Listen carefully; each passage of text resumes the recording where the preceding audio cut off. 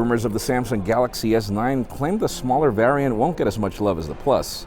Those of you waiting for the LG G7 will be surprised to hear that the wait will probably be longer, and CES 2018 has begun with Samsung laptops and Honor pushing hard for AI. I'm Jaime Rivera, and thank you very much for 1.5 million subscribers. That is awesome. This is Pocketnow Daily.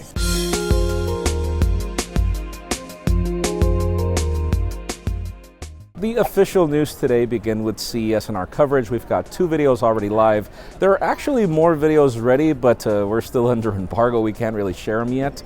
But there is a ton of content right now. The Samsung Notebook 9 Pen, in addition to the other notebooks in the lineup. And we also got to see the Honor View 10 yesterday. You can learn more about these videos in the description. Now let's talk about Sony as you know what? We haven't talked about the company in a long time in the daily, and that's mainly because they haven't taken smartphones seriously, at least until now, we presume. We got the XA2, the XA2 Ultra, and also the L2. Even though these devices aren't really what we would call flagships, the cool part is just the changes in design, which kind of deal with the things that we've been asking Sony to do for a while, like, for example, things like the fingerprint scanner. You can learn more about them in the description. Now let's move the spotlight over to Google. For those of you that don't understand why there was Google Wallet and Android Pay and the company just not making up its mind, now we have Google Pay. The company has finally unwrapped it, and it's probably bringing the best of both worlds to a certain degree. And there are actually some deals that range up to $50 when it comes to B&H and deals if you use Google Pay. Though, let's just see how long it'll take Google to adopt, or consumers to actually adopt the protocol, as not even Apple Pay has taken off.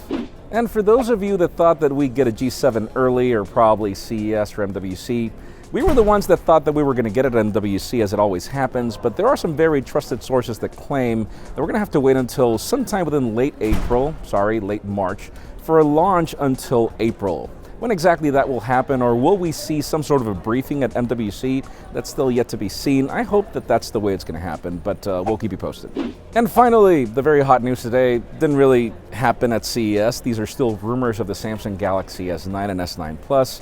We've got other trusted sources now chiming in more on the case of RAM and storage for this phone, and it seems that it will be a case where we will have differences between the regular S9 and the S9 Plus. So for example, it seems that the S9 will be stuck at 4 gigabytes, and you have options for 64 and 128 gigs of storage. And then if you're going for the Plus, you will be getting the 6 gigabytes of RAM, and then you'll get 64, 128, 256, and apparently there will be an option for 512 gigs of storage, though that will be limited to some markets. We know that Samsung launched this chip early last year, so that's great to see, but you know, it leads me to the question today: do you like the fact that Samsung apparently will change their scheme and give you lesser specs on the smaller Galaxy S9 Plus? Sorry, S9? Because in my case, I do feel that, yeah, it is probably not the best way to go, but leave us a comment down below. We'd love to know your opinion. Friends, again, if you want to get the news earlier, follow us on Pocketnow.com and subscribe to our channel by hitting this button up here. You can watch last week's Pocketnow Daily up here and our review of the iPhone 10 down here. You can also follow me on Twitter, Jaime_Rivera, or on Instagram at Jaime Rivera. Please give this video a thumbs up if you like what you saw. I am Jaime Rivera. Thanks so much for watching. We'll see you tomorrow.